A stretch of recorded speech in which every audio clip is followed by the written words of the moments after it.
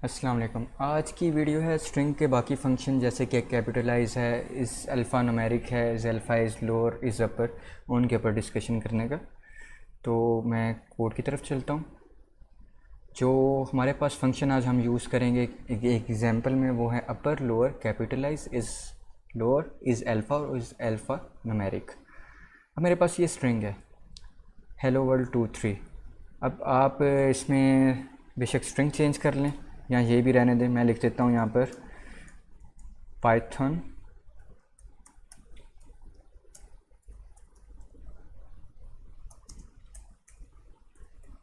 Is fun और 2 3 लिख देता हूँ, साथ एक नंबर होना चाहिए एग्जाम्पल के तौर पर। तो अगर मैं पूरी की पूरी स्ट्रिंग को अपर लेटर में लिखना चाहता हूँ, अपर लेटर का मतलब है कि FBUBNBISNOHTY और P तो वैसे ही अपर लेटर में, तो मैं यूज़ करता हूँ अपर का फंक्शन स्ट्रिंग में।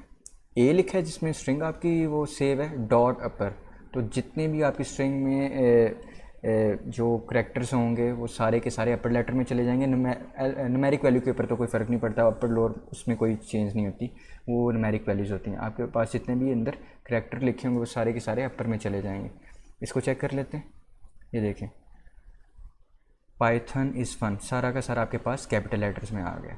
इसके बाद जो अगला फंक्शन होता है लोअर, इसका मतलब है कि जितना भी जो कुछ भी आपने लिखा है ए के अंदर, वो सारा का सारा लोअर ऑर्डर में चले जाए, लोअर केस में चले जाए। यानी कि पी भी स्मॉल लेटर में हुआ है तो वैसे स्मॉल में, THON सब का सब स्मॉल में हो।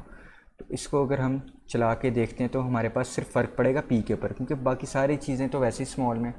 तो ये चेक कर लेते हैं PYTHON, और अगर मैं यहाँ पर एन को भी कैपिटल कर देता तब भी जब मैं ये चलाता तो मेरे पास फिर भी सारी की सारी चीज़ें स्मॉल में ही आनी थी, क्योंकि इसका काम ही है कि सब की सब चीज़ों को स्मॉल लोअर केस ऑर्डर में लिया है।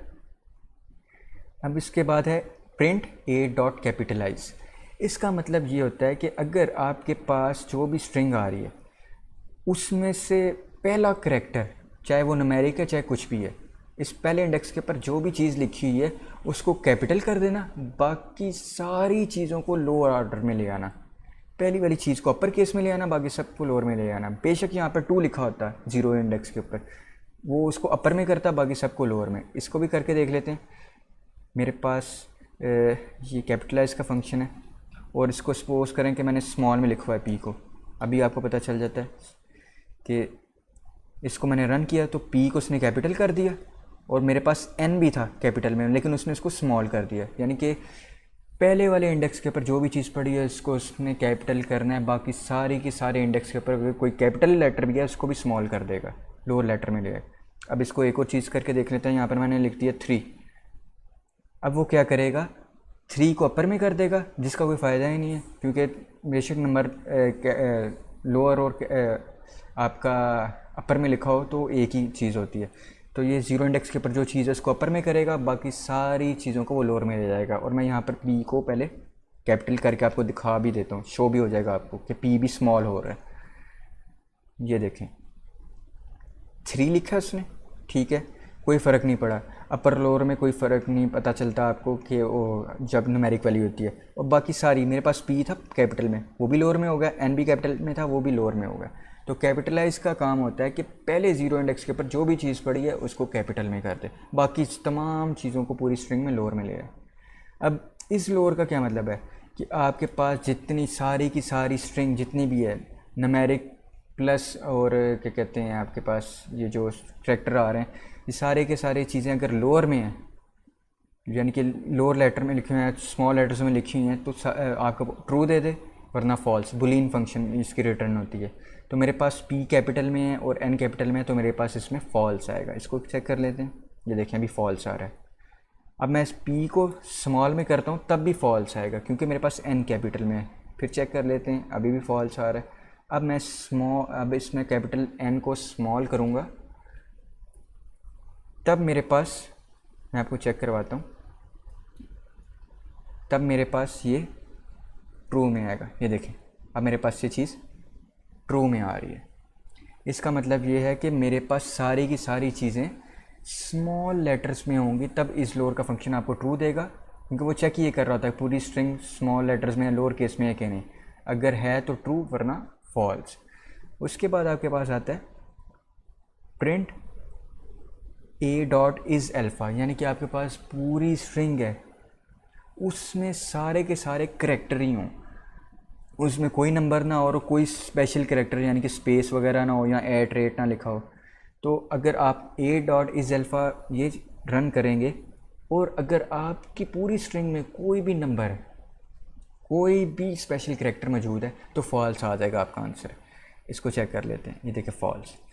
अब बेशक मैं इसको एंड भी कर दूं और 2 3 को भी ख़त्म कर दूं, तब भी मेरे पास स्पेस है, इसके पास स्पेस है, पाइथन के पास स्पेस है, वो स्पेशल करेक्टर है, तब भी फॉल्स आएगा। ये देखें एंड में फॉल्स आ रहा है, मगर मैं अगर ये स्पेसिस ख़त्म कर दूँ तो मेरे पास ट्रू आ जाएगा। इसका मतलब है कि सारी के सारी स्ट्रिंग आपके पास करेक्टर ये यानी कि अल्फ़ाबेट्स हैं, कोई भी इसमें न्यूमेरिक वैल्यू नहीं और कोई भी इसमें स्पेशल करेक्टर नहीं। ए डॉट इज़ अल्फ़ा न्यूमेरिक का मतलब ये होता है कि अगर आपकी पूरी स्ट्रिंग है उसमें करेक्टर भी हो सकते हैं, नंबर भी हो सकते हैं, तो आपके पास ट्रू आंसर आएगा, लेकिन स्पेशल करेक्टर कोई नहीं होना चाहिए, स्पेस नहीं होना चाहिए, एट रेट या कॉमा वगैरह नहीं होना चाहिए। तो इसको रन करेंगे तो हमारे पास ट्रू ही आएगा। नीचे चेक करते हैं, ये देखें ट्रू आ रहा है क्योंकि इसमें कोई स्पेशल करेक्टर नहीं है, बेशक इसमें वो नंबर है या नहीं है, क्योंकि ये चेक कर रहा है कि करेक्टर है तब भी ओके है, नंबर है तब भी ओके है, दोनों मिलके हैं। जैसे यहाँ पर 32 लिख देता हूँ, अब दोनों आ गए कम्बिनेशन, तब भी ट्रू ही है आपके पास। ये देखें एंड वाला ट्रू ही आ रहा है, मगर अगर इनमें कोई स्पेशल करेक्टर आ गया, जैसे एंड पे स्पेस लगा दी, तो मेरे पास फॉल्स आ जाएगा। और स्पेशल करेक्टर एक ही यहाँ एट रेट लगा दें तब भी आपके पास फॉल्स है, या आप कॉमा लगा दें तब भी आपके पास स्पेशल करेक्टर आ गया फॉल्स। तो ये हमने आज चंद थोड़े से फंक्शंस देखे हैं, upper lower capitalize is lower is alpha और अल्फ़ा न्यूमेरिक, और इनका हमने आज यूज़ देखा है।